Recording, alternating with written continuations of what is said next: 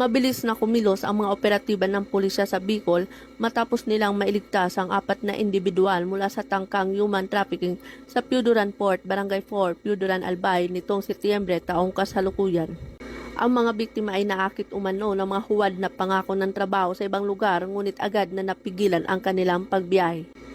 Ayon kay Police Colonel Noel Donato Nunez, Provincial Director ng Albay Police Provincial Office, nang magsumbong ang isang kaanak ng isa sa mga biktima, agad na ikinasa ng mga tauhan ng Albay Police Provincial Office at Masbate Police Provincial Office ang operasyon. Sa kanilang maagap na pagresponde, natuntun ang mga biktima at nailigtas bago sila tuluyang madala ng mga recruiter na sangkot sa iligal na aktibidad.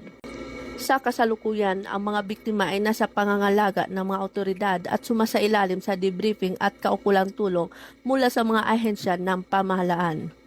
Patuloy namang tinutugis ng PNP ang mga nasa likod ng human trafficking syndicate upang masiguro ang hustisya at maprotektahan ang mas maraming kababayan laban sa ganitong modus. Pinuri naman ni Police Brigadier General Nestor C. Babagay Jr., Regional Director ng Police Regional Office 5, ang mabilis na koordinasyon ng lahat na sangkot na ahensya at inulit ang matibay na panindigan ng PNP laban sa human trafficking.